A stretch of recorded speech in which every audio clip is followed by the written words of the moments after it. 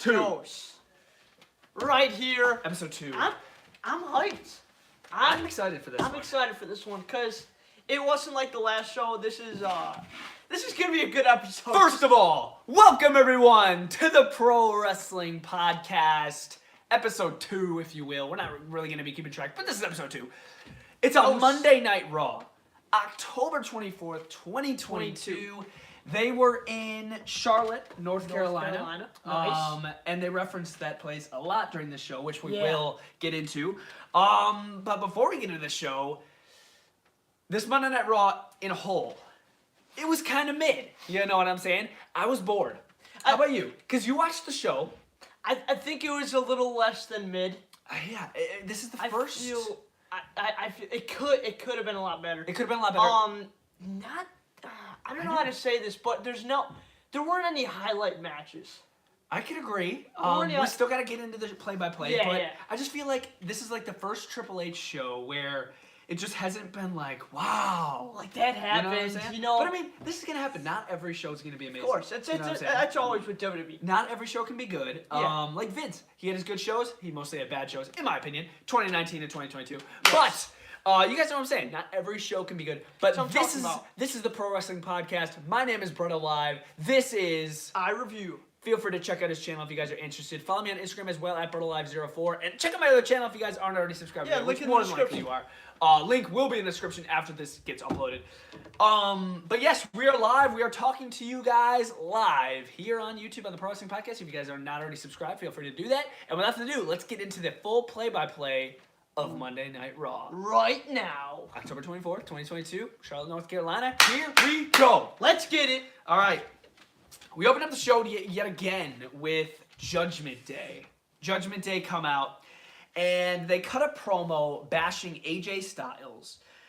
Because, of course, they're currently feuding with the OC and AJ Styles, so they were bashing AJ Styles. Oh, yeah. Of course, the OC interrupts. They come out, they start talking trash, leads to their match between Carl Anderson and Finn Balor. But before that, I want to mention that there was a James Ellsworth mention. They mentioned James Ellsworth. We'll get into it. They mentioned James Ellsworth relating to Dominic, because Dominic was relating himself to the current Eddie Guerrero. Ooh. And he was like, you're the current James Ellsworth. I was like, oh, AJ Styles with the burn, okay. We jumped into our first match, which was Carl Anderson versus Finn Balor. Definitely enjoyable match. I want to mention that Carl Anderson has like one of the best spine busters in the business. It's amazing. Amazing spine busters, great moves. In the end, we did see Dominic get involved, get on the apron, distracted Carl Anderson multiple times. It broke down between the OC and Judgment Day on the outside of the ring. Highlight, Rhea Ripley body slams the big LG. Yes. Wow. That is a lot. That is a lot. Well, I'm not even done. Well, keep going. She body slams the big LG. The big LG.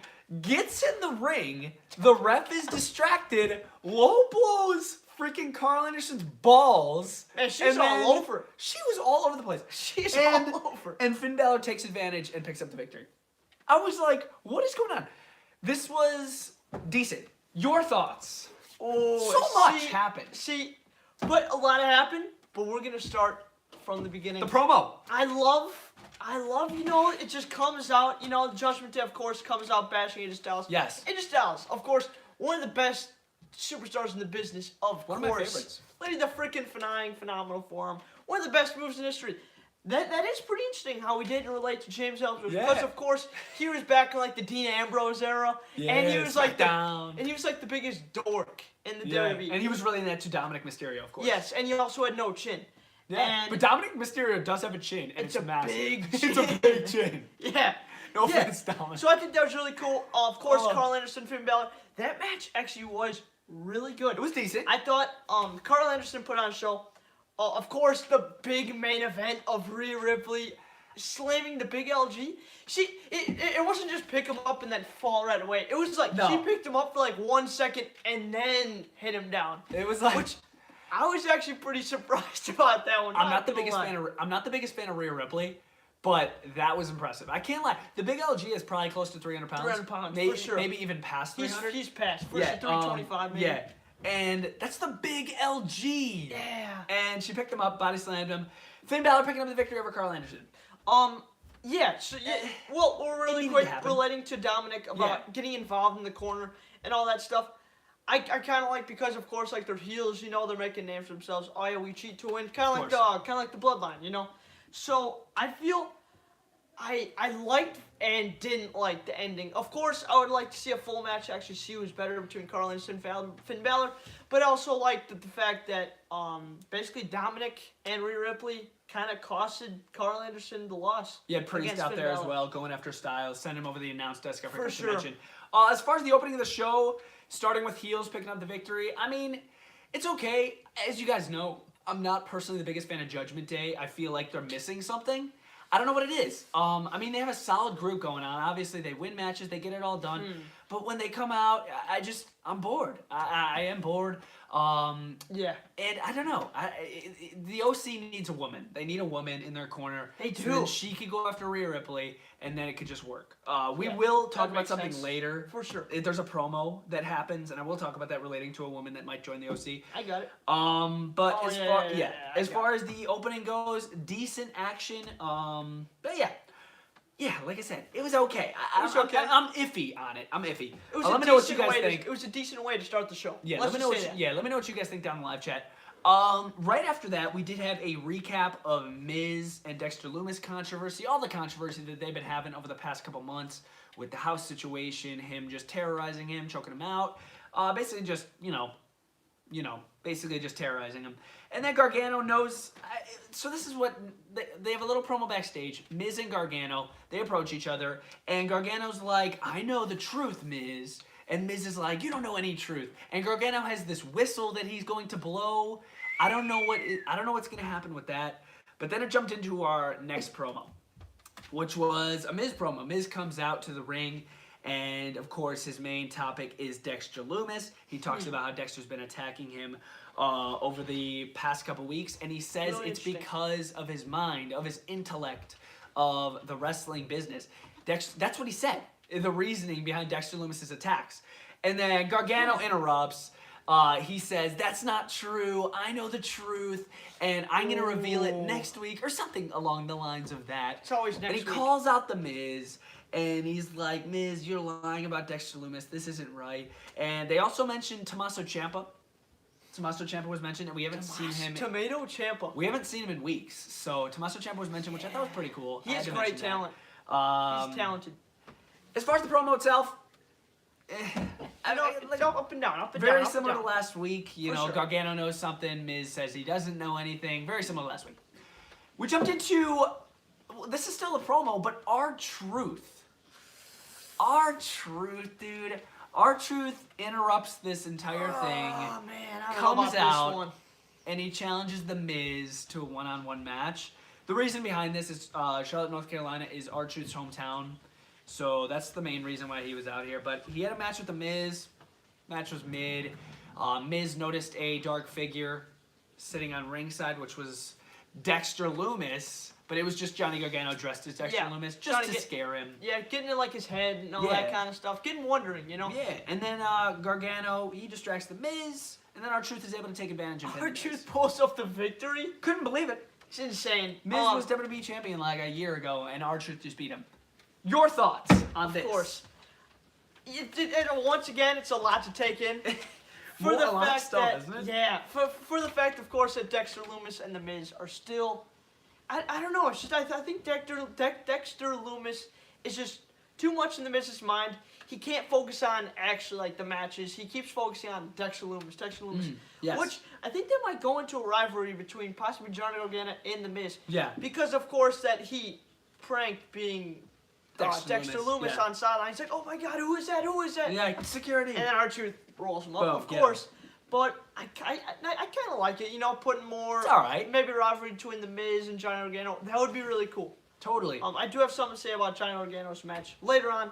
Save that for later. Similar to what Dink says, I believe Gargano is going to be a bigger part of this storyline than people actually think. I think people are focusing more on Dexter and Miz. I think it's going to be Dexter, Gargano, and Miz. I think it might be a little like, I don't know, it might be, because I think Gargano's going to team with Dexter Lumis because they do have history in NXT. So I could see them That'd be teaming pretty each other cool. to go up against The Miz and maybe somebody else. Tommaso Ciampa. And Tommaso Ciampa if he comes back. You're right about that. Yes. Exactly. But R-Truth beating The Miz, I didn't like this. I didn't like this. It makes The Miz look soft. It did. I mean, I didn't like it, man. I would have preferred The Miz to just take out R-Truth. Maybe Gargano's on ringside. And Miz sees him as Dexter Lumis, and he's like, oh, crap. Oh, no, that's Dexter Lumis. Security. R-Truth goes for the roll-up, but then Miz kicks out at 2, gets him back up, skull-crushing finale. That would have been a better way, because that shows he's still more like, he's capable of still winning, even though he may have it in Even though he's distracted by Dexter Lumis, I think it would have just been way more impactful if Miz picked up the victory over R-Truth. I feel like this was just, weak after R-Truth won. I feel like we didn't gain anything from that.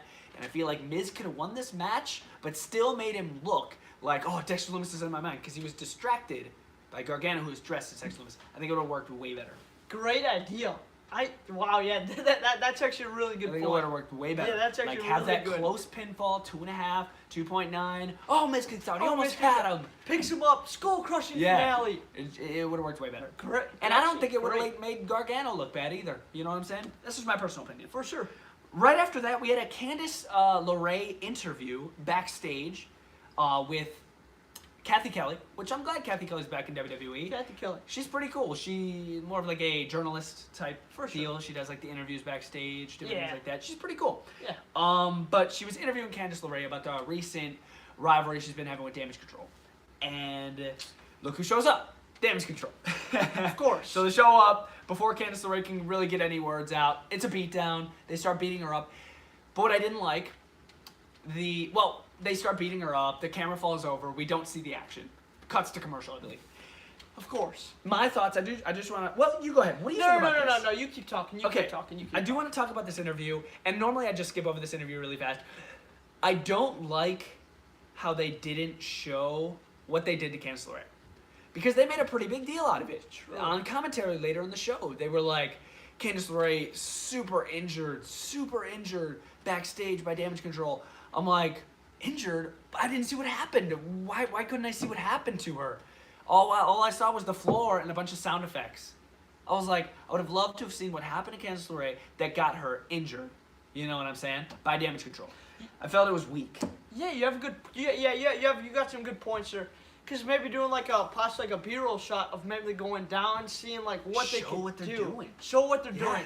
I feel because if the commentators say, oh yeah, she got really injured, that's what they said. Just beating her up, of course she might take a couple bumps, but that's not injured. Yeah. If they say she got injured, we gotta see get hit by chairs, kendo sticks. What injury tables. is this? Yeah. You know what I'm saying? What did they target? The arm, the neck, the legs. What did they target? It would just add more impact, or more recognition. Gain to this your attention. rivalry. Yes. Yes. I didn't like it. Next up, right after that, we had Riddle and Elias, who were backstage. Ezekiel. Elias and Riddle backstage. He's back. They had a little interaction. Nothing crazy. But Elias made it clear to Riddle that he does not want to be interrupted. Normally, he is interrupted by superstars that want to embarrass him, but Riddle's more of a nice guy, so they're sort of friends. And Elias let it slide. This first one, he let this one slide. Yeah. Which is cool, showing that Elias is still face. But after that, let me see. Oh yeah, how can I forget? The Alpha Academy! God, not again! Shoosh. The Alpha Academy interrupt this little spiel between these two friends, Elias and Riddle, and they set up a match for later, which was Elias versus Chad Gable, which we will talk about. I don't really want to expand on that interview, but yeah, Elias does want to get interrupted, and I can see Elias turning heel in the future. Yeah, because of course you've seen him basically originally before Ezekiel, he was heel. Yes. Of course. Almost all the time. He was face a little bit, but mostly heel. Elias, you got him heel. Yes. He's a great heel. I agree 100%. Yes, that's what I'm talking about. We're actually on the same page for something. With Riddle, dude. I like With his bongos. I like it. Yeah. With his bongos. That's pretty cool. I like Riddle. Riddle and Elias, I like what they did there, but I don't know about this freaking shoosh people. I'm not the biggest fan of the Alpha Academy. Okay. Might get you made for that one. Kind of a fan, but not gonna lie. Riddle and Elias, I like what they did there, but the fact of getting interrupted by the Alpha Academy, don't know if I'm all there with that one. Okay. But I like that. I mean, it was pretty interesting. Decent little promo backstage. possibly making more rivalries. Yes, between Alpha Possibly. Academy, Riddle, and Elias. Yes. A little short-term tag team Well, rivalry. we'll just have to wait and see. Yeah. Like I said, I believe Elias is going to turn heel in the future by beating crap out of Riddle. Or somebody. But Elias needs to turn heel. He cannot be faced. It does not work. Wait. You have to do one of his most famous songs. Like, Chicago. Amen. You suck. Hallelujah. He actually has some pretty decent songs. He does. Jumping into our third match on the show, it was Austin Theory going one-on-one with Mustafa Ali. We had Seth Rollins on commentary. This was actually a pretty enjoyable match. Mustafa Ali's attire was sick. Really cool. Gold lions. Really cool. It's just gold and I love black. it. Dope attire. That was sick actually haircut. He's looking like a champion now. He looks like I wouldn't say a real superstar. I don't want to use that Intercontinental term. champion. He looks like he could be somebody. Yeah, but with not the a attire WWE he's got. champion, but a lower champion. Yeah. Keep going. He looks great with the attire he's got. This was a solid match. Decent action. I enjoyed it. Seth Rollins gets involved. He gets in the ring, distracts Ali, pisses him off, and then Theory takes advantage. A-Town down. And he pins he pins Mustafa Ali. Which was decent. You know, Theory is Mr. Money in the Bank. You can't have him lose every week. But then right after this, we had a weird attack. Seth Rollins came back in the ring, and he started attacking Mustafa Ali. They fought into the crowd, and then they fought again. And then Seth Rollins oddly backs off. Normally, he continued the beatdown. He backs off of Mustafa Ali, heads back to the ring, starts walking up the ramp, and we think this is over, right? Here comes Mustafa Ali again. Whoa! Jumps over the barricade, and he takes out Rollins. And he gets the best of Rollins this week by beating him down. And he scared Rollins away.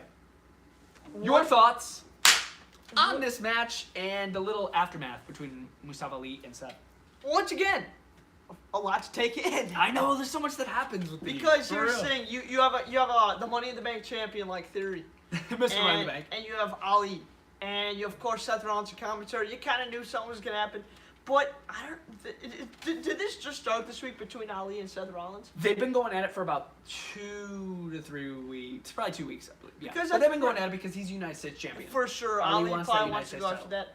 So, do you think possibly something could happen between Ali? Maybe Ali wins the United States champion.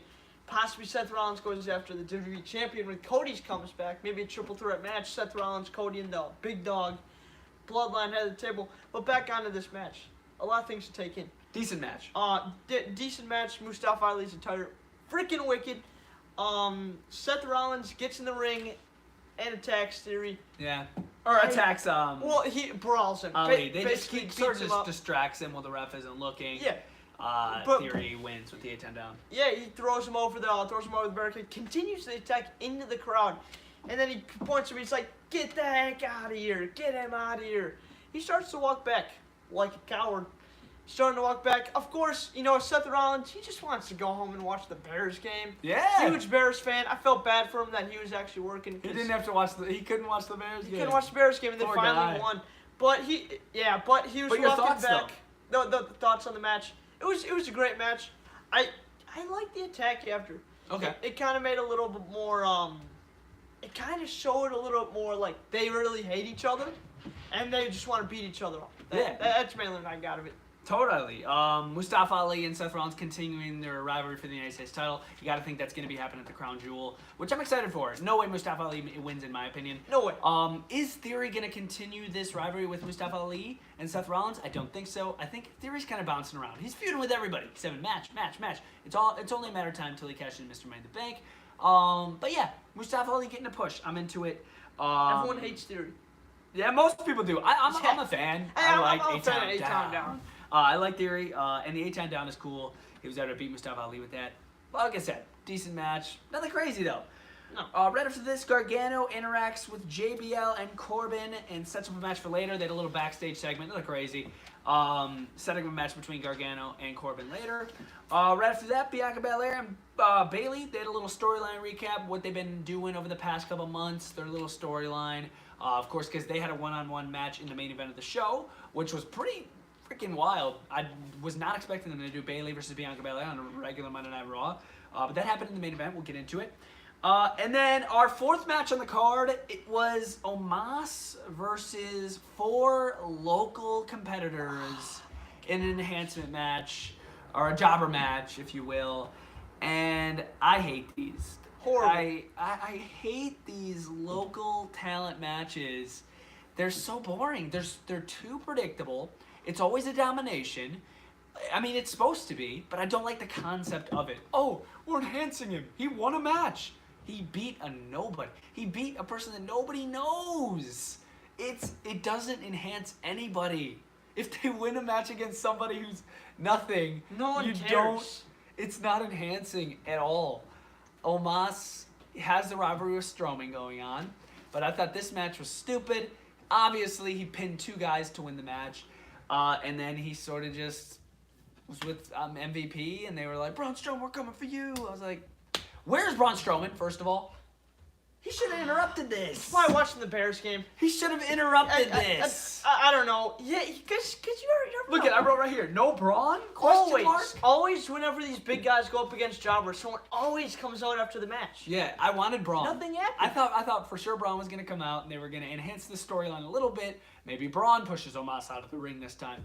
But no Braun, and I was like, what? Dude, he just beat up 4 dudes. This was lame.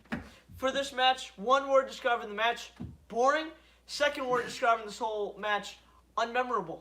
Unmemorable for the meaning that no one will ever remember this. Omos facing 4 local talent. Literally. Showing that he's more beast against Braun Strowman. You need to go up against a main card guy. Someone that's actually in the WWE. Exactly. Show that like, whoa, he's actually pretty good. He could probably beat Braun Strowman. Exactly. But, no. We'll have to see.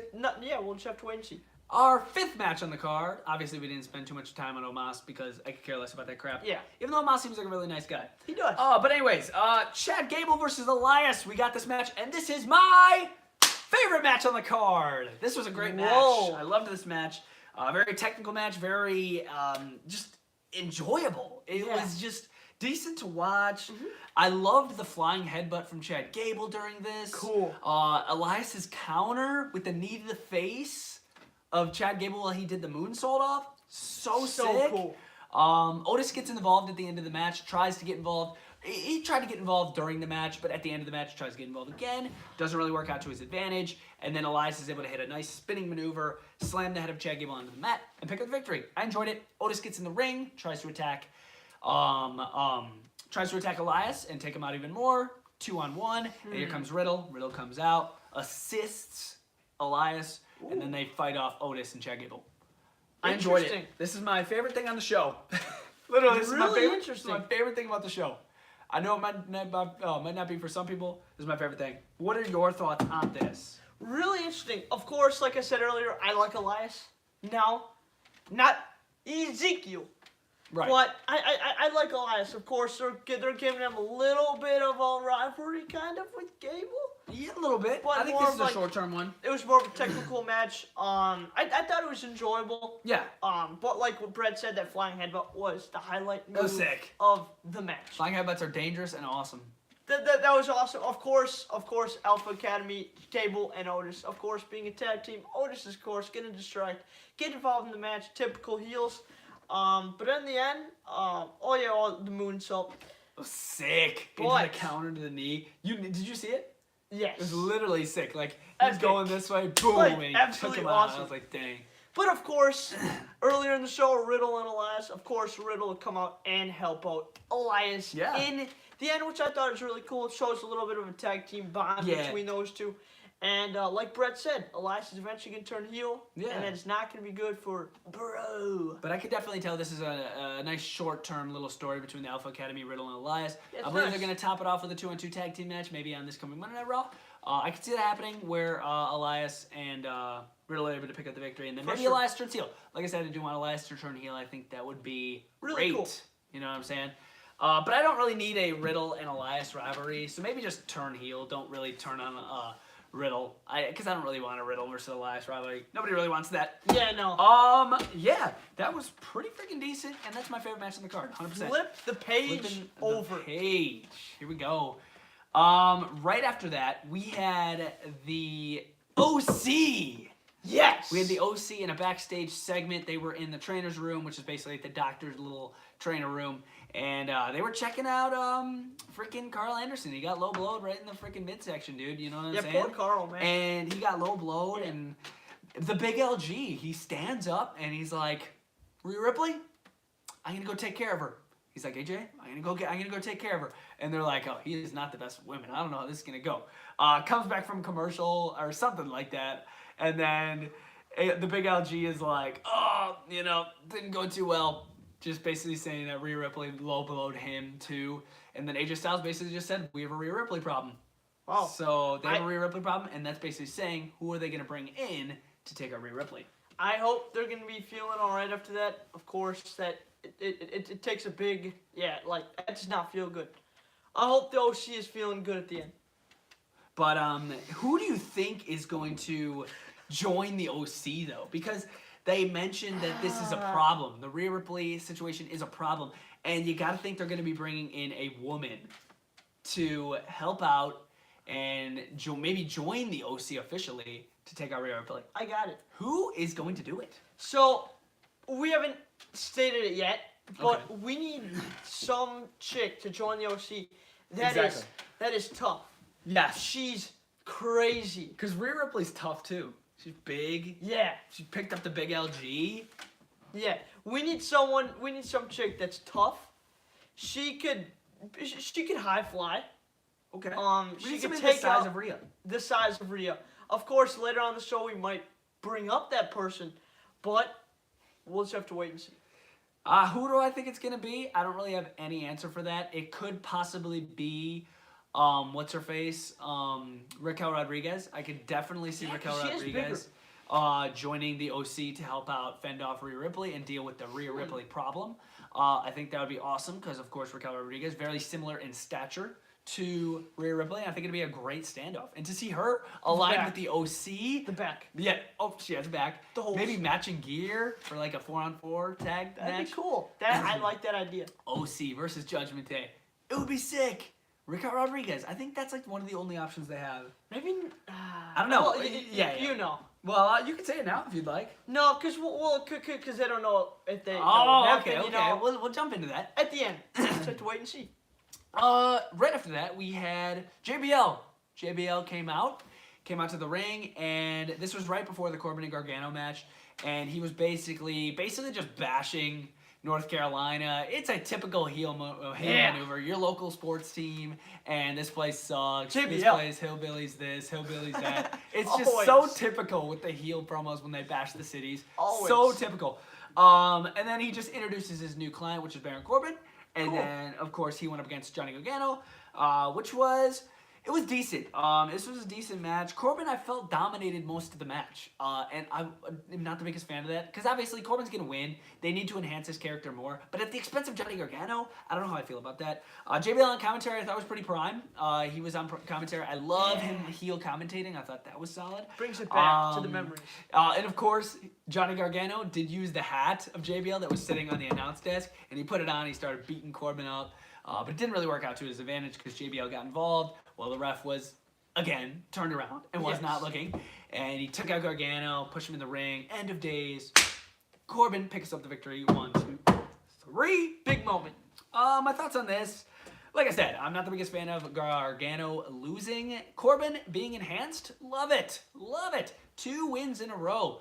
Back-to-back weeks. He beat Dolph Ziggler last week, and this week he's beating Gargano. 2 big names. And JBL still kicking butt with him. I think it's decent. I think it can work. I feel, but before this with Happy Corbin, that was the worst thing for Corbin. Triple it's H, terrible.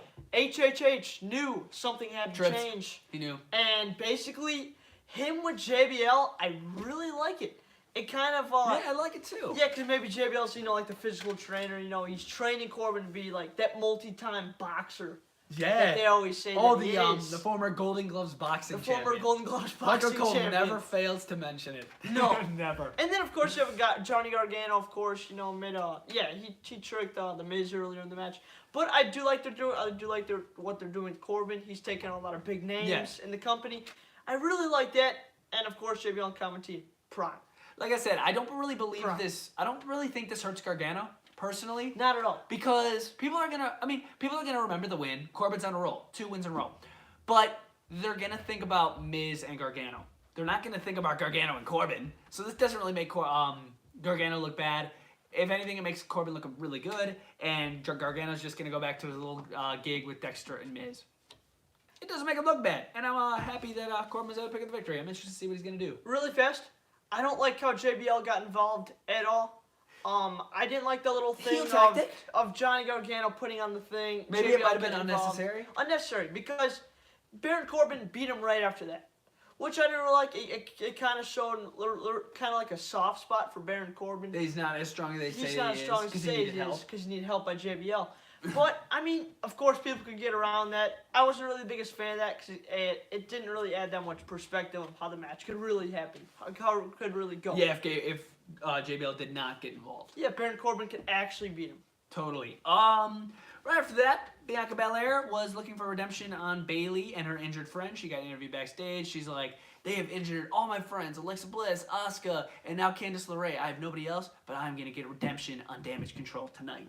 Little interview backstage. Gargano, he was also spotted backstage with The Miz. And Gargano said... everywhere. Yeah, and they right after his loss to Corbin, they jumped right back to his Miz rivalry, showing us that it's not about Corbin and Gargano, it's about Miz and Gargano. Really interesting.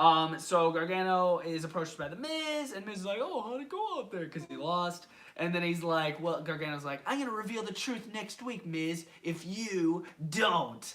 And then Miz handed him a card for Candice LeRae because Candice LeRae got injured early in the show. I found that kind of odd. And, and then Gargano was like, hey, the card was actually really nice. And it wasn't like a joke or anything. He actually handed him a card. And he's like, there's no money in it? You're rich. There's no money. That was kind of funny. Man, that's classic. But yeah, getting right back to the Gargano-Miz rivalry. I thought this was really smart on Trips' end. Yeah, showing it that, like, it wasn't just in that moment that, of course, Gargano was, like, fooling him. It's a continuous rivalry. Yes. To go on to more shows. Yes, and it wasn't about continuing rivalry between Gargano and Corbin. Like I said, it's all about Miz and Gargano and Loomis. It was great. That match just showed that Baron Corbin's more dominant than he was. 100%. It's awesome. Bobby Lashley and Brock recap. We got a Bobby Lashley and Brock Lesnar recap from what happened last week. That's going to be a great match. When they brawled at the beginning of the show. Not bad.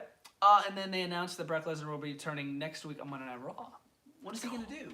Oh, man. Brock Lesnar next week on Raw? You got to think it's going to be Bobby Lashley. It's got to be. Maybe. Bobby Lashley interruption. But another brawl? Another one? They need something different. Maybe... I don't even... Because I was going to say incorporate someone else, but there's no one else to incorporate. I know. It's about Bobby and Brock. I don't really know what they're going to do with Brock's return next week. Maybe just cuts a promo. I'm going to beat Bobby Lashley up. I don't know. We'll have to see. We'll have to wait and see. Yeah, we'll have to wait and see. Our main event of the show, Bayley versus Bianca Belair. I understand why this was the main event, but I was personally not a fan of this match. It was a non-title match. I was really surprised that they gave us this match. This was a main event. Bayley versus Bianca Belair. This sounds literally like a pay-per-view match. Decent match. I felt like it had way too much time. It was like a 25-minute match, and I was like, oh my god, kill me. Like, it was just getting super boring, in my opinion. There was a Bayley to belly off the middle rope. That was definitely a highlight. Definitely cool. Always. There was a powerbomb on the table, and then into the post, and then into the apron. Wow. It was pretty sick. It's pretty hard hitting. Dakota Kai and Io Sky start getting involved. And then, out of nowhere, as the ref is dealing with Kai and Sky on the outside of the ring, out of nowhere, a figure on the top of the steel post. And I was like, who in the heck is that? And I caught a glimpse of the hair right away, and I'm like, oh my god, I know who it is. She jumps off the top rope, takes out the referee, and Kai and Sky. She has a big crossbody to them, gets him out of the equation, this mystery person at this moment. That Brett knows. And in the ring, Nikki Cross is noticed in the ring as she starts beating up Bianca Belair. And then I thought Nikki Cross was helping out Bayley at this moment. At this moment in time, I thought she was trying to help out Bayley, and I'm like, no, another person to Damage Control, no. But Bayley picks up the victory. Bayley beats Bianca Belair. Which I thought was insane. Raw Women's Champion. That's big. I know. She beats Bianca Belair, Raw Women's Champion.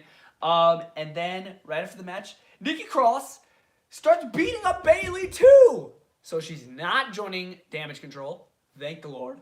We did not need another member to Damage Control. She starts beating up on Bianca and Bailey now, and she's just showing a more psychotic side. The Bringing original back the sanity. Nikki Cross. Yeah, the sanity Nikki Cross. Maybe joining. Nay, you think that's the person you were talking That about? was the person I was talking about. Because you bring on a more psychotic, because Rhea Ripley is psychotic. She's crazy. You bring on Nikki Cross that is back in the state of psychoticness. Yeah, but she was heel. Back to the OC. Because she But- took out Bianca. I mean, the OC could be heel. They're bad guys. They're I bad guess. guys. So They're good, I, but like they're also bad. I think that could happen, but I'm going off like a long shot of what could happen. Right. As far as this entire match goes, I thought it was way too long. I did not like the length of this. I got so bored. I Yeah. was like, oh my god, end this match, please. It's And like then a pay-per-view Nikki Cross match. entering the match, I thought it was pretty decent. You know, Nikki Cross's return. No more superhero gig, which oh my god, I'm so happy about that. No Nikki ASH. Literally, her superhero thing with the mask was brutal. I did not like that. But yeah, once she jumped in the ring, started acting psychotic, took out both Bailey and Bianca. That was really That was cool. So you got to think there's going to be a triple threat match for the Raw Women's Championship. For sure. You got to think, you But know? Nikki Cross, there's no way she's winning. Yeah, no way. No. No way. Because you're going to get her involved in another type of rivalry. Yeah, she's got to be in like a that's tag not team gig. For, With Sanity. You never know, they could bring back True, Eric true. Young, Yeah. Killian Dane, That would Alexander be cool. Wolf. HHH is making some big moves. I don't know. Yeah, but- Sanity could come back. For this match-wise, I thought it was a pay-per-view match, but not It for a felt like title. I like the power bombs all over, like, basically Yeah, the she whole had her entire up, area boom, of on fighting. table, boom, and then sent her over. I was like, wow, I like sick. that. That was actually pretty cool. That was sick. But the whole thing about Kai and Sky getting involved, I like how Nikki Cross, they finally brought her back, but she's crazy now. She's not no Nikki ASH. That Vince McMahon created, Triple H Sucked. took that away, which is good. Because then she became like a bad superhero. And Yeah.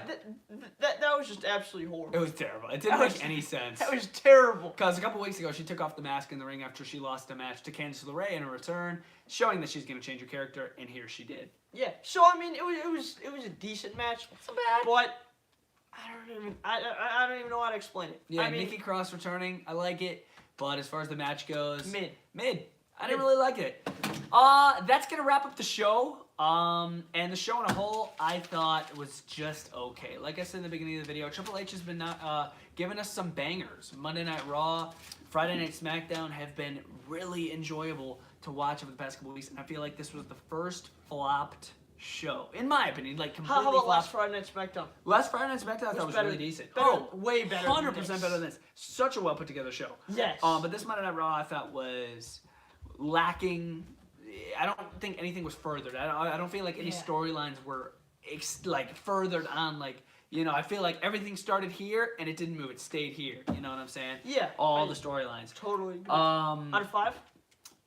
This Monday Night Raw out of 5, I'm going to give a solid 2. Wow, 2. Let's give me my ranking. What do you You're- think of the show and your? You're being a little generous. I know. I mean, I think it still deserves a 2 though, because I mean, you gotta remember that Elias Gable match I enjoyed. Yeah, was some maybe a little decent bit of the action. rivalry continuing on that one. There was some decent action, but overall the show was boring, in my opinion. Your thoughts on the show and your ranking? Yeah, so basically, a couple highlight matches. Of course, the Judgment Day. I like how they're continuing that rivalry. With Theory and Ali, I like how they're kind of starting something between Seth Rollins and Ali match at Extreme Rules. That's pretty cool. Crown Jewel, Crown Jewel. more than likely. Yep. And then, of course, with the Gargano thing in Miz. In general, I think I'm going to have to give it The entire show. the entire show. Not to be like, oh man, he's copying Brett Alive. I'm going to give it a 2 out of 5. Yeah, definitely. Because in general, Solid 2. there were some highlights, you know, continued storylines.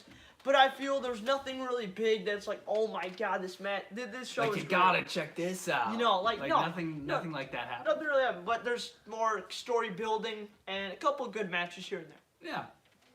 Show overall, like I said, 2 out of 5. 5. We both went with a 2 out of 5. Let Yeah. me know your ranking down in Down the comments below. down below in the live chat if you're watching live and or if you're watching it recorded. Or let us know in the comments down below what you guys thought of Monday For Night sure. Raw, I'm- October 24th, 2022. I'm always reading the comments, so comment down below. Definitely, guys. Comment down below, smash a like in this video, subscribe to the Pro Wrestling Podcast. The goal is 1,000 subscribers. Help us get there. And this has been Monday Night Raw, October 24th, 2022, podcast number 2. And Dink, do you have anything to say before we bounce out of here? Next podcast is going to be Saturday. Friday Night SmackDown. On Friday Night SmackDown. On It's gonna be Saturday. Yes. Boom, and it's if that happening. subscribe button is this color right here, that means you're not subscribed. So click that subscribe button. What are you doing? Exactly. And yeah, that's been the Pro Wrestling Podcast. That's a wrap. Like, comment, share, and subscribe. So, of course, we'll see you next time. Boom. We are out.